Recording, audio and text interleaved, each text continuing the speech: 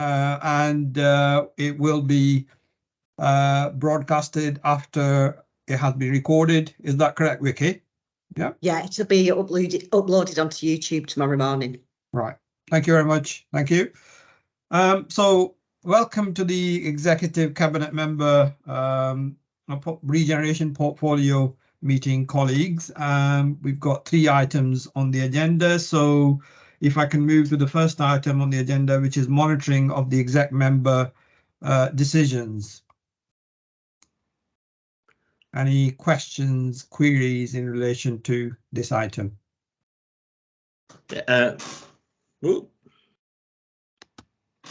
Councillor Wilkinson? Yeah, unless I'm reading the document wrong, we seem to have some going back a fair way, to say the least. None of these completed or anywhere near. Yeah, it just seems for a decision report we've got stuff on from some time back. Paul? Yeah, again, through you, Chair. I mean, some of the decisions were made some time ago. They're still live decisions until those decisions have been rescinded. Okay. And you know, if we're able to update and put updates onto that decisions list, which we try and do. And Vicky does chase us to update them, then we will do. It's not that it's a decision that results in very immediate action sometimes, but the decisions are still there unless we make a different decision or update that decision, in which case we'd look to rescind the former decision. Okay. Yeah. Sorry, could I just ask another question? Sorry. Yeah, absolutely, David. Go on. Right, we'll go into the first one then, if you don't mind. I don't mind, but hopefully you might not. In relation to the actual Crompton Place, and where it says here, Primark due to leave October 24, Feb 25th. Given well, virtually the only big unit still going on, actually. The only big unit in Bolton at the moment, after the long list we've had. Where are they going? Yeah, through you, Chair, I can update you. There is agreements in place that Primark will move into Marketplace, right. And will be taking over certainly a significant proportion of the old Debenhams store, and the work is underway to convert that and change that to allow them to move in. The question is whether they would move in October this year, or sorry, October next year. Yep. Or if the work isn't ready and done, then they won't be able to open in time for Christmas, so they'll leave it until February 25 to move. Yeah. Can I just ask how much of the old Debenhams they're taking? Is it 1 floor or 2 floors or 3 floors? It's certainly a third of that space, and I think the space was something like, and I'm working off memory now, so something like 50,000 square feet, and they're taking something like almost up to 20,000 square feet.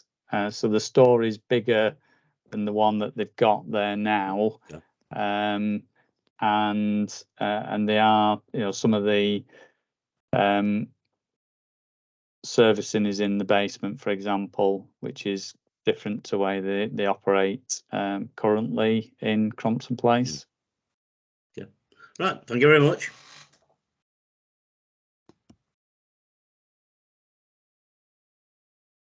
Sorry, I was on mute. So I do not see any more hands, so I'll move to the next item on the agenda, which is the finance report. Thank you very much, Chair. So this report is the Q1 finance report for the Directorate of Place. The Directorate is projecting to overspend by £517,000 at the end of the year. There are no significant variances for this portfolio. Key financial findings can be found on page 3. Service-specific findings can be found on page 17, which is Appendix B. There are no 100% of the 23-24 savings programme has now been approved and delivered. As previously requested in section 6.2.3, it provides members with an update on indicative inflation factors, and the Executive Cabinet member is asked to note the report. I'm happy to take any questions. Thanks, Janet. Any questions from members? No, thank you. Can we now move to the last item, which is the changing places funding proposal? Is that Matthew yourself? Are you? Yeah, and I'll assist Matthew. I mean, just by way of an introduction, for members that don't know what changing places is, it's a type of facility that's used for many different people in the community, and one benefit of changing places toilets is that it provides an opportunity for people to visit towns and big locations where they would otherwise wouldn't be able to visit.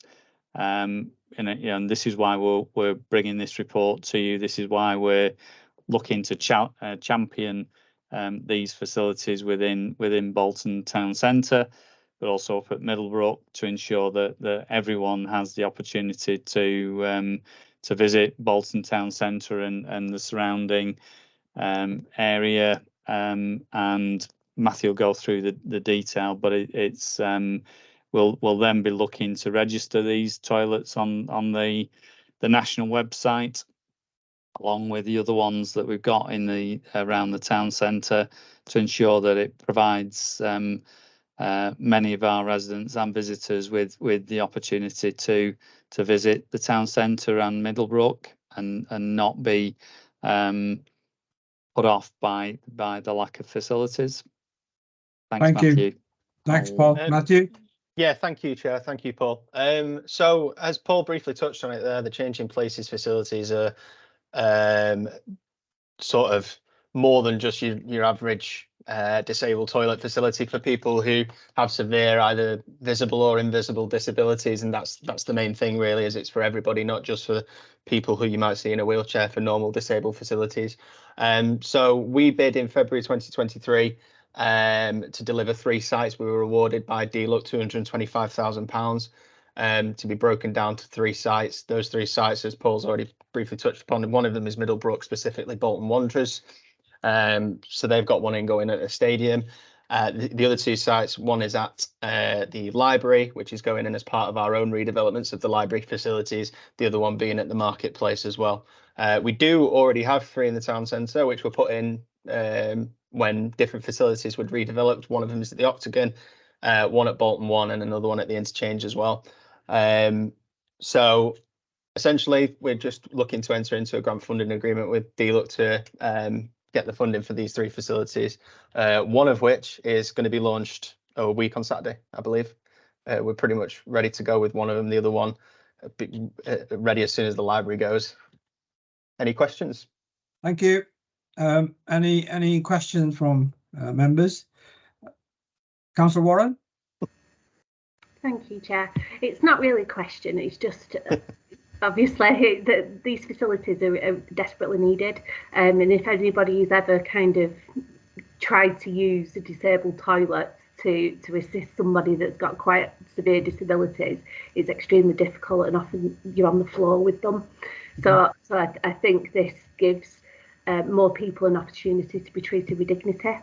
I do think, though, kind of 6 in total across the town, even though it's welcome doubling what we've already got, I think that it needs to be obviously a wider policy, so that in future, you know, like all our libraries will have one of these. So it's all across the town and all in council assets and shopping centres, etc. Just because I think they're really important.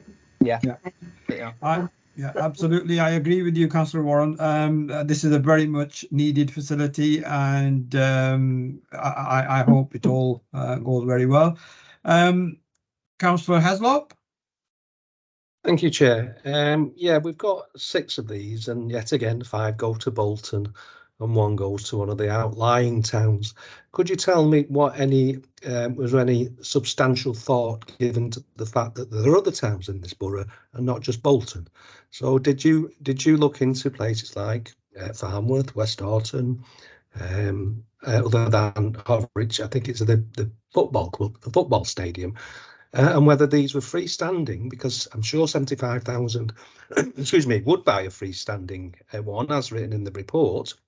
And there is a desperate need in Farnworth, has been for many years, of toilet facilities for the disabled. And it's something that residents have raised, not only here in Kersley, because many people go into Farnworth to do the shopping, but certainly amongst Farnworthians.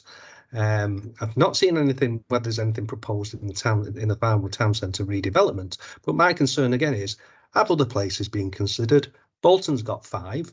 Councillor Warren would like them, around everywhere, as suggested. But what about the other places in this borough? Thank you, Chair. Paul? Yeah, happy to, Chair. I mean, we when as bidding comes up, the urgency to have to bid very, very quickly is the natural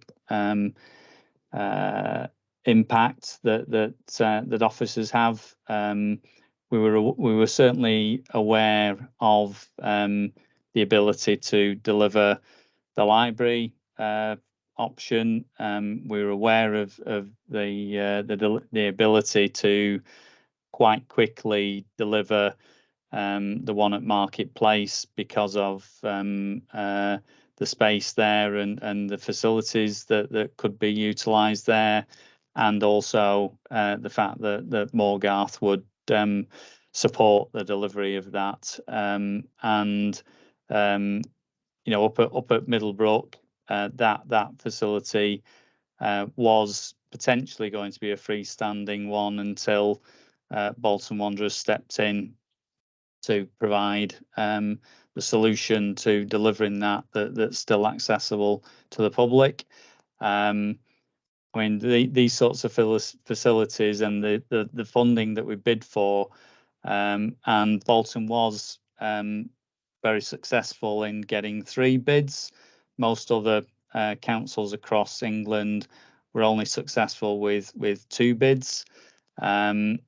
But we will continue to try and access funding.